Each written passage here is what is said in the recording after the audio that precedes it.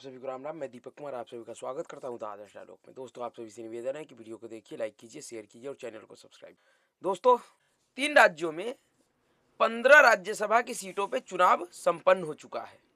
तीनों ही राज्यों में जो चुनाव परिणाम आए हैं, वो चुनाव परिणाम ने सभी को चौंका दिया। लेकिन खास करके दो राज्यों का जो चुनाव परिणाम है, वह तो पूरी तरीके से विपक्षी दलों का जड़ें हिलाकर रख दिया है। खास करके उत्तर प्रदेश का जो चुनाव नतीजा आया है, उस चुनाव नतीजे ने अखिलेश यादव का जो तथाकथित एक फॉर्मूला था, जिस फॉर्मूले के आधार पे वो नरेंद्र मोदी जी को 2024 के लोकसभा चुनाव में पराजित करना चाह रहे थे, उनका वह पीडीए वाला फॉर्मूला लोकसभा चुनाव से पहले ही पूरी तरीके से धराशायी हो गया।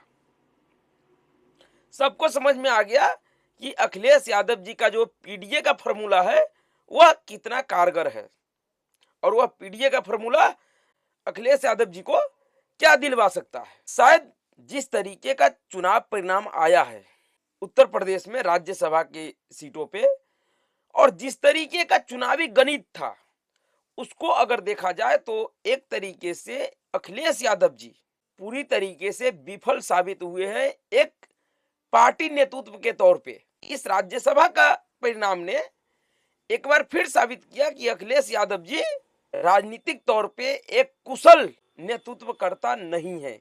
उनसे उनका पार्टी नहीं चलने वाला है, क्योंकि जिस तरीके का चुनावी गणित था राज्यसभा सीट को लेकर, उत्तर प्रदेश में 10 सीटों पे चुनाव होना था, जिसमें से अगर निर्विरोध अगर चुना जाता, अगर संख्या बल के हिसाब से, तो 7 सीटें भारतीय जनता पार्टी का और 3 सीट अखिलेश यादव जी का जीतता हुआ दिखाई दे रहा था एकदम स्पष्ट तौर पे। उसमें सिर्फ 3 ही वोट अखिलेश यादव जी के पास कम था, जिसमें से 2 विधायक उनका जेल में था। उन दोनों विधायक के मिलाने के बाद सिर्फ 1 ही वोट उनका कम था, जबकि भारतीय जनता पार्टी के पास 8 वोटों की कमी थी अपना 8वां उम्मीदवार जिताने के लिए। लेकिन देखिए, अखिलेश यादव जी और भारतीय जनता पार्टी के नेतृत्व का फर्क कि अखिलेश यादव जी अपने तीसरे उम्मीदवार को जिताने के लिए 1 वोट की जुगाड़ नहीं कर पाए, वहीं भारतीय जनता पार्टी अपने 8वें उम्मीदवार को जिताने के लिए 8 वोटों का जुगाड़ कर लिया और अपने 8वें उम्मीदवार संजय सेठ को बहुत ही आसानी से चुनाव जितवा लिया है। अब ये जो परिणाम आया, तो इस परिणाम के बाद अखिलेश यादव जी, उनके पार्टी के लोग, उनके प्रवक्ता, नेता, सब के सब एक तरफा अपने उन सभी 7 विधायकों को गाली देना शुरू कर दिया है। यहां तक कि अखिलेश यादव जी ने तो अब इतना तक कह दिया है कि जितने विधायकों ने, अखिलेश यादव जी के पार्टी के 7 विधायकों ने क्रॉस वोटिंग किया है, जिसमें पूजा पाल, राकेश प्रताप सिंह, अभय सिंह, अमेठी विधायक महाराजी देवी, विनोद चतुर्वेदी, मनोज पांडे, पल्लवी पटेल और अंबेडकर नगर की विधायक राकेश पांडे शामिल था। जिसमें जो ये अमेठी की विधायक रही है महाराजी देवी, इन्होंने वोट डालने नहीं आया, यानी 7 विधायकों ने क्रॉस वोटिंग किया। अखिलेश यादव जी अब ये खुलकर कह दिए है कि जिन जिन विधायकों ने क्रॉस वोटिंग किया, वो सब पार्टी से स्वतः ही बाहर हो जाएं। दरअसल अखिलेश यादव जी ने क्या कहा है, सपा अध्यक्ष अखिलेश यादव जी ने ऐलान किया है क्रॉस वोटिंग करने वाले सभी एमएलए सपा से निकाले जाएंगे। उन्होंने कहा कि बगावत करने वाले सभी विधायकों को पार्टी से बाहर का रास्ता दिखा दिया जाएगा। ये पार्टी से विदा हो जाए, इनको नमस्कार। अगर अखिलेश यादव जी ने वाकई ऐसा कोई ऐलान किया है, ऐसा कोई फैसला किया है, तो अखिलेश यादव जी यहां पर भी अपने इस फैसले से भी अपना ही नुकसान कर रहे हैं और फिर से अखिलेश यादव जी के नेतृत्व पे एक बार फिर से सवाल उठेगा। सबसे पहले यह समझना चाहिए अखिलेश यादव जी को या उनके पार्टी के नेताओं को, जो इस समय इन विधायकों को गाली दे रहे हैं, कि इन विधायकों ने ऐसा किया क्यों, क्या कारण, इसके पीछे का कारण क्या है, जिसको इन्हीं के एक विधायक राकेश प्रताप सिंह ने बताया भी है इनको कि हमने अब 7 विधायकों के साथ इसलिए क्रॉस वोटिंग किए हैं कि अखिलेश यादव जी ने जिन 3 उम्मीदवारों का घोषणा किया था राज्यसभा के लिए, वो तीनों ही उम्मीदवार पार्टी के कार्यकर्ता नहीं थे। और ये बात सही है, और इस बात का अंदेशा शुरू से ही लगाया जा रहा था।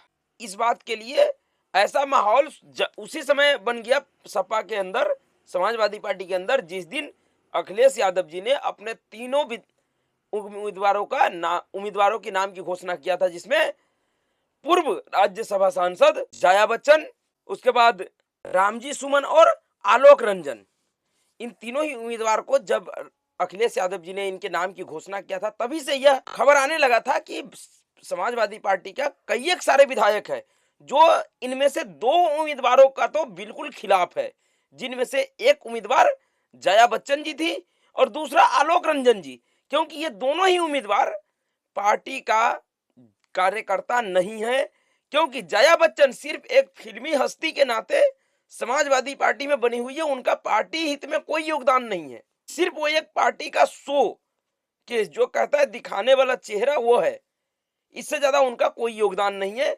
और ना ही उनका ऐसा व्यवहार है, नहीं लोगों के लिए वो भाषण, जिस तरीके का भाषण होता है राज्यसभा में जो एक प्रतिनिधि उठाते हैं अपने क्षेत्र के लोगों के लिए, इस तरीके का इनका कोई भाषण वगैरह है, ना ही इनका कोई उपलब्धि है ऐसी। उसी तरीके से जो आलोक रंजन जी थे, ये आलोक रंजन जी पूर्व उत्तर प्रदेश का मुख्य सचिव रह चुके हैं जब अखिलेश यादव जी मुख्यमंत्री थे। इसमें से सिर्फ एक व्यक्ति था रामजी सुमन, वो समाजवादी पार्टी का नेता था, कार्यकर्ता था, जिसको समाजवादी पार्टी के विधायकों ने वोट दिया भी और जीता भी है। दो लोग जीत गए हैं, एक जया बच्चन जो कि फर्स्ट प्रेफरेंस की कैंडिडेट थी अखिलेश यादव जी के पार्टी की तरफ से, और दूसरा जो रामजी सुमन सेकेंड प्रेफरेंस का, और तीसरे पे थे आलोक रंजन जो कि हार गए हैं। अगर ये जो इनके जो 7 विधायकों ने जो क्रॉस वोटिंग किया, 8 ने, अगर ये क्रॉस वोटिंग नहीं किया होता तो ये शायद ये भी जीत जाते सेकेंड प्रेफरेंस में, लेकिन ऐसा नहीं हुआ। समाजवादी पार्टी के 7-8 विधायकों ने क्रॉस वोटिंग किया और जिसका परिणाम ये हुआ कि भारतीय जनता पार्टी का 8वां उम्मीदवार था संजय सेठ, जो कि कभी समाजवादी पार्टी का ही बहुत करीबी नेता थे। इनका समाजवादी पार्टी में बहुत गहरा पैठ है। कहा जाता है कि मुलायम सिंह यादव जी के समय में ये संजय सेठ एक तरीके से समाजवादी पार्टी का मनी मैनेजर हुआ करते थे, तो पैसों का व्यवस्था करते थे। संजय सेठ बहुत पैसे वाले व्यक्ति है, बिल्डर है, नाम ही सेठ है, तो समझ जाइए। तो इसलिए उन और सिर्फ इसलिए नहीं जीत गया है कि वो सेठ है या उनके पास पैसा है, समाजवादी पार्टी के कई एक नेताओं से, विधायकों से इनका करीबी रिश्ता भी, ये समाजवादी पार्टी से जुड़े रहे हैं, लंबे समय तक इनका अच्छा खासा पकड़ है, और यही कारण है कि संजय सेठ जी जीत गए। और अखिलेश यादव, जिनको सिर्फ एक विधायक की जरूरत था, एक वोट की जरूरत था, वो भी वो नहीं इकट्ठा कर पाए हैं और उनका तीसरा कैंडिडेट हार गया। अब अखिलेश यादव जी जो कह रहे हैं कि इन सभी विधायकों को मैं पार्टी से निकाल दूंगा, तो कैसे निकाल देंगे? अभी मार्च में 4-5 मार्च से उत्तर प्रदेश विधान परिषद की सदस्यों की चुनाव है। अगर अखिलेश यादव जी अपने इन विधायकों को निकाल देते हैं तो अभी तो राज्यसभा में मात खाए ही खाए हैं, विधान परिषद में भी अखिलेश यादव जी मात खाएंगे अगर ये अपने विधायकों को निकालते हैं। ऐसे राज्यसभा के चुनाव में क्रॉस वोटिंग करने से किसी भी विधायक के खिलाफ कोई कानूनी कार्रवाई नहीं हो सकता है। इस चुनाव में क्रॉस वोटिंग करने के बाद भी जो एंटी डिफेक्शन लॉ है वो विधायकों पे नहीं लागू होता है, दल बदल कानून इसमें नहीं लागू होता है।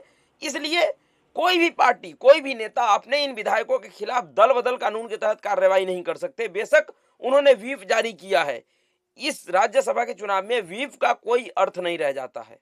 पूरी तरीके से यह विधायकों के ऊपर या फिर उपराष्ट्रपति के चुनाव में यह सांसदों के ऊपर यह निर्भर होता है कि वह किसको देंगे, किसको वोट देना चाहते हैं। इसमें अगर कोई क्रॉस वोटिंग भी करता है तो इससे पार्टी उनके सदस्यता के खिलाफ कोई कार्रवाई नहीं कर सकता है। हाँ, अगर पार्टी के प्रमुख चाहे तो इन विधायकों को अपने पार्टी से निकाल सकते हैं, इनका अपनी पार्टी का जो प्राथमिक सदस्यता है उससे निष्कासित कर सकते हैं, तो उससे इन विधायकों के ऊपर कोई फर्क नहीं पड़ेगा। इनका विधायकी जो है, इनका जो सीट है वो सुरक्षित रहेंगे।